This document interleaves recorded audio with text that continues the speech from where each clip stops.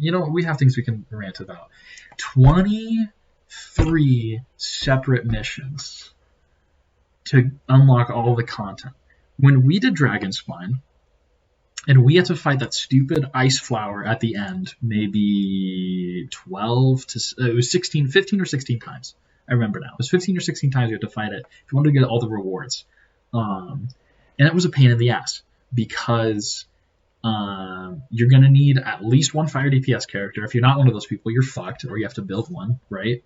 And then it does insane amounts of damage, so you need to be somewhat mobile. And then you need to have the willingness and the mindset to grind it out, to get those, whatever currency, the agate, the red crystals, and then you finally get to get everything, so that's fine. But you're in one place, you don't have to go anywhere, you know what your objective is, you can use food. If you use Adeptus Temptation, you're probably fine, you're probably beating it pretty fast. I think my record for that was about 40 seconds, so I've still beaten him really quickly. It was nice that you could also do it in multiplayer. Hi Reese, how you doing? You didn't text me. Okay, just checking. We're doing the Dragonspine rant right now. Or not the dragon. I'm so used to ranting about Dragonspine. We are doing the Lantern Rite Lantern Rant. That's what this will be called, the Lantern Rant. So 23 separate missions, pretty much all fetch quests, where you have to go run around and get people this, and you have to get materials, and you have to go talk to people. And it's nice because this is supposed to be a New Year's event, and because it's a new year, we get to talk to a lot of the, I'm sorry the stream is lagging, we get to talk to a lot of the previous characters that have existed, characters I forgot about that were a part of the story up till now.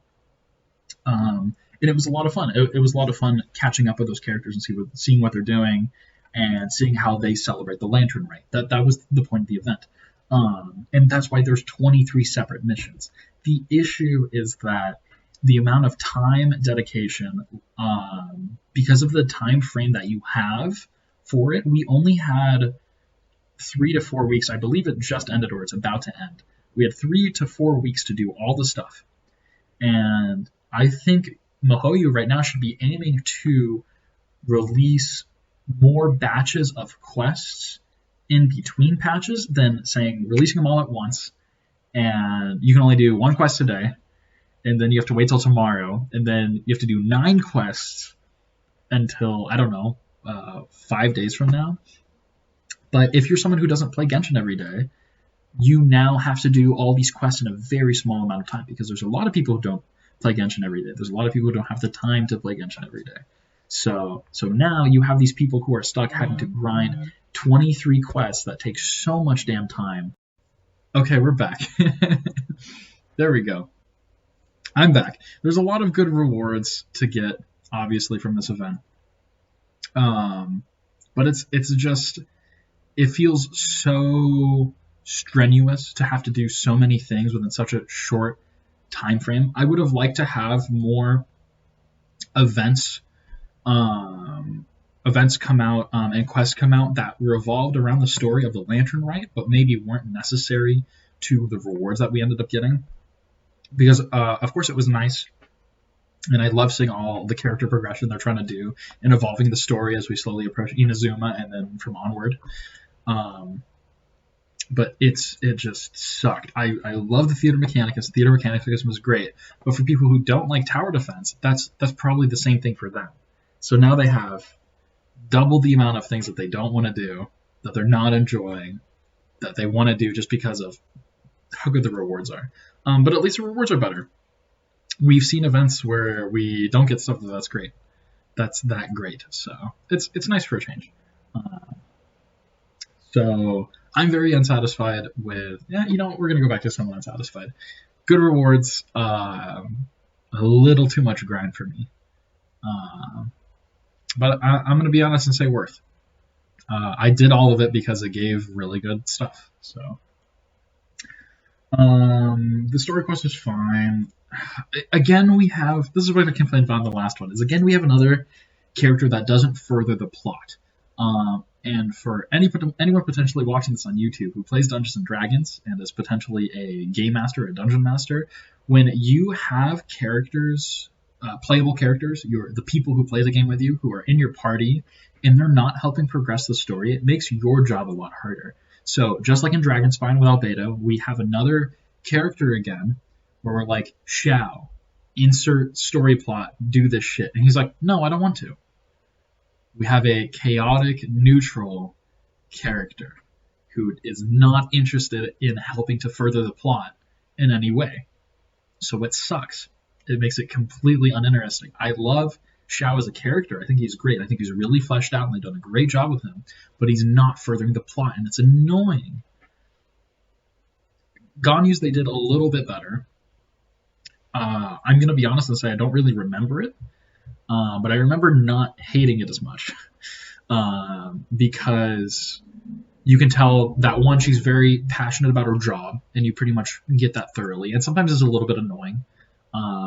But she has more of a personality than saying no to furthering the plot. She did the training with Xiao. That was a quest you got to do, where you got to train as Ganyu to help become more of her Adeptus self than her human self. So that actually had some more stuff to it. So it's just the way the character's made, I guess. Can't really be helped if you have a character that just has a kind of anti-social personality. But it makes the story less appealing from an outsider perspective. So that's what I have to say about that. And then 5 Flushes of Fortune, great. I loved the camera event. Oh my god, that was cool.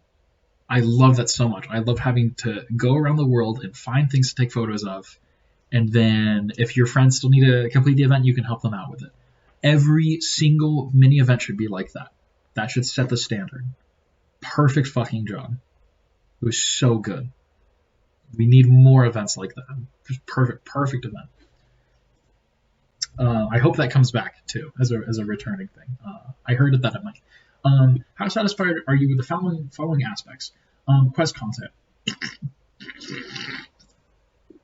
Just talked about this shit. There we go. This was the bulk of it. Was the residence commissions that you had to do in order to finish everything. Oh no, it's the scales moved back one. I see. So yeah, someone unsatisfied with all that glitters. It was just the beginning of the Xiao quest, I believe. Actually, you know what? The stuff with the treasure hoarders was pretty cool. I was mostly thinking earlier about the part where you're just trying to get him to come to the lantern, right? But the thing with the treasure hunters was cool. Is it that one? Okay, yeah. So I'm gonna put neutral. I have very mixed feelings about this topic. Okay, then we go to Theater Mechanicus. Fucking awesome. If you love tower defense, you had a great time doing this. Most likely. It's not very polished, like most other tower defenses. It's very clear that this was probably something very recently implemented and not heavily play tested, because there already were obvious issues that as soon as the community could get their hands onto it, that the issues started to present themselves, basically. So it needs a little bit of work, but perfect. If you love tower defense, it's great.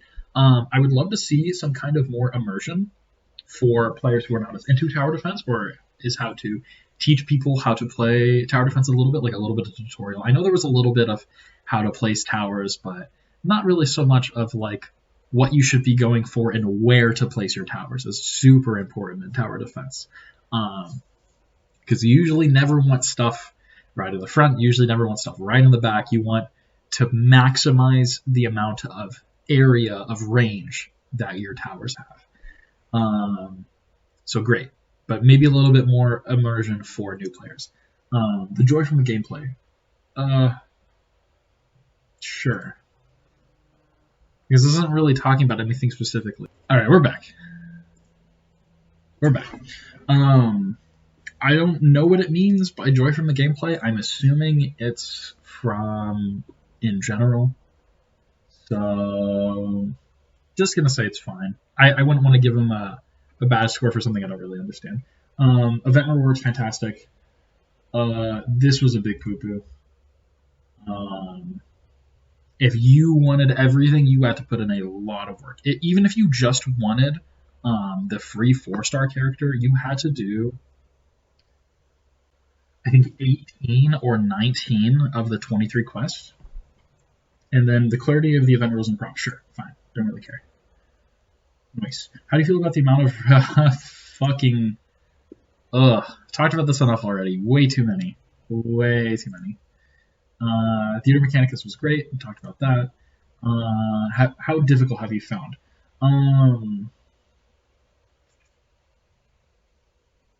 Somewhat easy. There's a thing with tower defense. And obviously it depends on the type of tower defense you played. But if you played a lot of Bloons tower defense, you upgrade your towers as the game goes, instead of upgrading your towers outside of the game. So every time I come into a Bloons match and I play the basic Monkey Tower, he starts off at the beginning of every game as shitty as he was the last time. But over the course of the game, you have the ability to upgrade him more and more.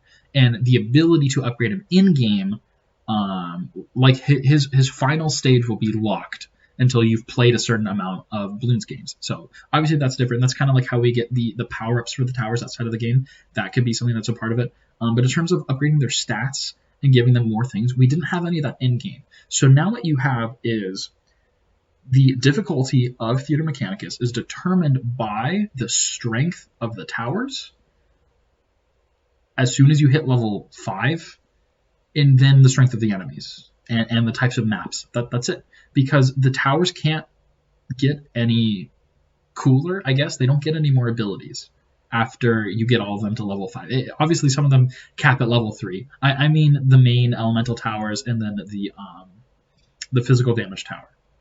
They cap out with their cool stuff at level 5, and then you don't get any other abilities. So you can't upgrade them in-game. Once you place the tower, it is that strong until the game ends, until you upgrade it outside of the game if it can still be upgraded. Obviously, once you get level 10, you can't upgrade it anymore. So now you have this pretty strong tower because it's slightly stronger than the enemies, but you need a really good combination of them. But since you can't upgrade them in-game, the beginning of a set of waves when you play a level of Theater Mechanicus and the end of that is drastically different. Because at the beginning you have really weak, fast enemies for the most part, slimes, hilly trails, whatever. And those towers are majorly good at dealing with those as long as they have enough attack speed.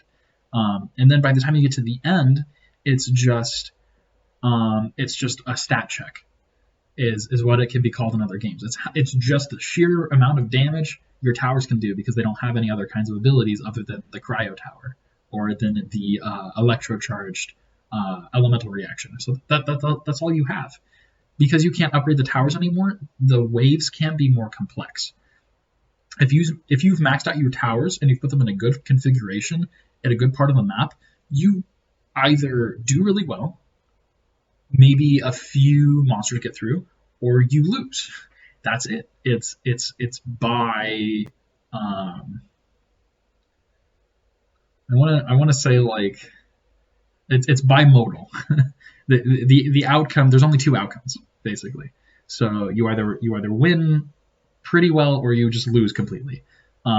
So because you can't upgrade towers, there's no complexity of the different kinds of waves. Whether you're doing difficulty 1 Theater Mechanicus or difficulty 7 Theater Mechanicus, it's going to be the exact same type of gameplay, unless you're doing difficulty 1 Theater Mechanicus with level 10 towers. So because you can't upgrade your towers, the complexity of the gameplay is just not really there. As someone who's played a lot of tower defense, I played for tower defense for years. The ending was pretty easy, and that's fine. A little bit of a challenge would be nice. The ability to upgrade towers definitely provides more customization to the type of gameplay experience that I want as a player. So the ability to upgrade towers would allow for more complex waves and enemies in later stages of each wave of Theater Mechanicus. So that's something I would hope for. I don't want to say it was somewhat easy though, because there were times where based on your tower strength, because as I said, it's stat check at that point. Are your towers going to do enough damage over time as the monster walks through your lane? As you haven't upgraded your towers all the way yet, it's a little bit difficult. But then by the end, it gets really easy because your towers are just so strong already. So I don't want to say somewhat easy, but I don't want to say just right. And for people who probably aren't that skilled at tower defense, it was probably a little bit difficult, and they'd be answering somewhere around here. But I guess somewhat easy would most accurately represent how I feel about it. So that's what we're going to go with. How do you feel about having more gameplay like Theater Mechanicus? Extremely interested. Talked a lot about that already. How satisfied were you? Loved it. Loved it. Loved it. Loved it. Loved it. Perfect event. Perfect event. And that's it. Okay. Well, I hope everyone enjoyed this rant. This will be unedited on YouTube again. And I hope everyone enjoyed. And if you like this video, please consider following me on Twitch at twitch.tv/Dilusss, 1L, 3 S's. And I hope everyone has a nice day. See you later. Bye-bye.